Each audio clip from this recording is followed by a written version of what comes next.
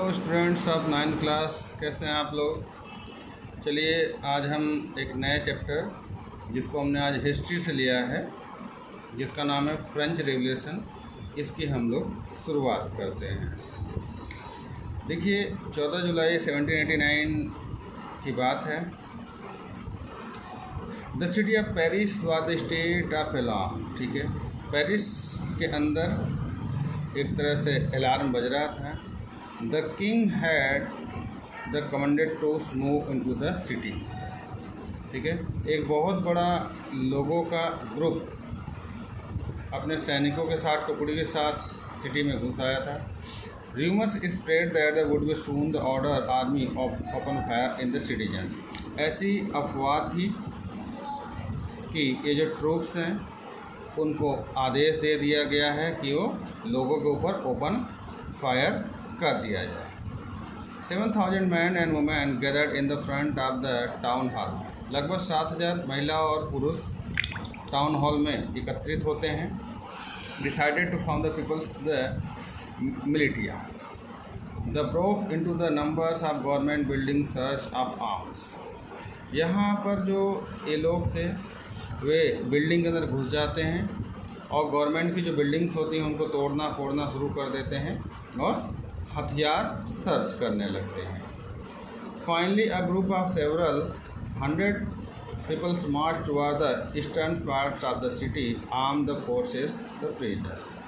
Finally अंत में क्या हुआ कि लगभग कई सौ लोग जो ईस्टर्न पार्ट से सिटी का उसके अंदर घुसने का प्रयास में सफल हो जाते हैं और वो कैदियों को वहाँ से छुटा लेते हैं। The Bastille where they the hope the find the 100 ammunition. और वहाँ पर जितने भी कैदी थे उन सभी को वो लोग क्या कर देते हैं, छुड़ा लेते हैं और जो भी हथियार होते हैं उनको वो लोग लूट लेते हैं। In the arm fight of the followed. और वहाँ पर जितनी भी सेनाएँ थी उनके साथ लोग लड़ने लगते हैं। The commander of Bastille was killed. जो बास्टाइल का कमांडर था उसको मार दिया जाता है और जितने भी प्रिजनर्स थे उन सभी को क्या किया जाता है, रिलीज कर दिया जाता है। Yet the Bastille was the hated by all. और इससे बास्टाइल से जितने भी लोग थे वो बहुत ज़्यादा घृणा कर रहे थे। Because it stood from the despotic power of the king. क्योंकि वहाँ पर जो भी निरंकुश राजा थे उनकी शक्तियों से लोग बहुत ज़्यादा निराश थे। द फॉर्चूनर्स व द डोमलिस इज द स्टोन फॉर्मर्स। जो भी क्रांतिकारी थे उन्होंने क्या किया, वहाँ के राजा के द्वारा लगाई गई जितनी भी मूर्तियाँ थी, स्टैचू थे, उन सभी को क्या किया, तोड़ दिया, नष्ट कर दिया। Okay, were the sold the markets to all those who wish the keep the survivor its the destructions. और मार्केट्स के अंदर जितने भी फ्रेगमेंट्स थे वो सभी उन्होंने क्या किया, सोल्ड कर लिए। आगे बढ़ते हैं students. The day that the followed saw the more rotting both in the Paris and the countryside. और उस समय पूरे देश के अंदर बहुत ही तेज़ी से दंगे भड़क रहे थे। चाहे आप पेरिस ले लिए, पेरिस के आउटसाइड में लीजिए, और देश के अंदर दोनों ही तरफ इस तरह की चीज़ें चल रही थी। Most people were the protesting against the high priest bread. ज़्यादातर लोग इस बात का प्रोटेस्ट कर रहे थे कि उनको ब्रेड प्रोवाइड करें। Much later the historians the look back the upon the time they saw at the beginning of the chain even the enmity the execution of the king of France. और जो इतिहासकार हैं उन्होंने यह महसूस किया कि वहाँ के राजा को हटाने के लिए एक चैन है। The France most of people are time to did not the anticipated the outcome. France के ज़्यादातर लोग ये चाहते थे कि वहाँ की जो भी निरंकुश शासक है, सत्ता चल रही है, उसको बहुत जल्दी समाप्त कर दिया जाए। How and why did the happen. अब आइए देखते हैं ये किस प्रकार से घटना घटित होती है और कैसे इसको पूरा किया जाता है। स्टूडेंट्स आइए बात करते हैं कि जो फ्रेंच सोसाइटी थी वो 18th सेंचुरी के लास्ट में क्या पोजीशन थी उसके बारे में देखते हैं। In 1774, Louis XVI of the Bourbon family, the kings, ascended throne the France. Louis 16 का जन्म एक रॉयल फैमिली में हुआ था और उसके बाद इनको फ्रांस का राजा बनाया जाता है। He was 20 years old and married the Austrian princess Marie Antoinette. ये 20 साल के राजकुमार थे और इनकी शादी जो ऑस्ट्रियन प्रिंसेस मैरी एंटोनिटी थी उनके साथ हुआ। Upon his the accession the new king found and the empty treasury. लेकिन जब वो राजा बने तब उन्होंने देखा कि उनका जो खजाना है वो बिल्कुल खाली पड़ा है।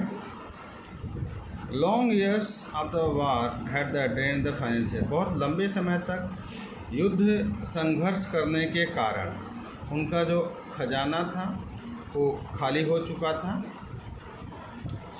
Added this was the cost the maintaining and the extravagant court of the income place of Versailles. तो उन्होंने क्या किया, और अधिक इनकम प्राप्त करने के लिए उन्होंने कुछ और टैक्सेस को ऐड किया। ठीक है। Under the Louis 16 the France had the 13 American colonial to give there the independence from the common enemy Britain. Louis 16 के सानिध्य से आप देखिए जो अमेरिका के 13 कॉलोनीज थी उसको इंडिपेंडेंट कराने में इनका बहुत बड़ा हाथ रहा, क्योंकि जो ब्रिटेन है वो इनका सबसे बड़ा दुश्मन था।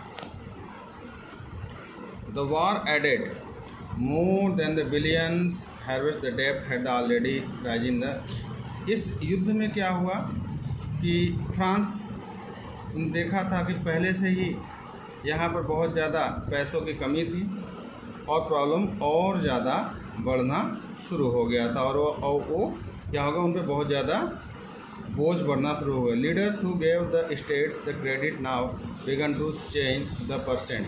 और जिन लोगों से उन्होंने पैसा उधार ले रखा था और वे लोग अब ब्याज की जो परसेंटेज थी उसको बहुत ज़्यादा बढ़ा रहे थे। इससे क्या हुआ, उनका जो बजट था वो बहुत ज़्यादा सेगमेंट्स में प्रॉब्लम आनी शुरू हो गई। To meet its the regular expense, और उनकी जो रेगुलर एक्सपेंस थी वो बढ़ी जा रही थी। Such as the most of maintaining an army. बहुत प्रॉब्लम्स हो रही थी अपनी आर्मी को, सेना को मेंटेन करने में। The court running the government officers of university, क्योंकि कोर्ट को रन करना गवर्नमेंट्स को प्रॉब्लम आ रही थी, यूनिवर्सिटी को रन करना। The stage of force the increase taxes. इससे क्या हुआ कि वहाँ की जो गवर्नमेंट थी उन्होंने क्या किया, टैक्स को बहुत ज़्यादा बढ़ाना शुरू कर दिया। Yet even the major would be the not the sufficient. वो ऐसा भी नहीं थे, उन्होंने कुछ मेजर नहीं किया और जो मर्जी आया उस हिसाब से उन्होंने अपना जो टैक्स है उसको बढ़ा दिया। French society the 18th century was the divided into the 3 states. और 18वीं शताब्दी में जो फ्रेंच सोसाइटी थी वो 3 पार्ट्स में डिवाइड हो गई थी।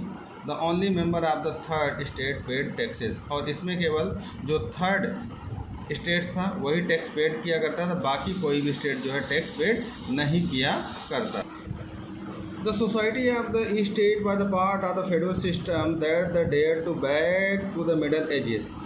ये जो सोसाइटी थी स्टेट्स की, वहाँ पर फेडरल सिस्टम चल रहा था मिडिल एज में।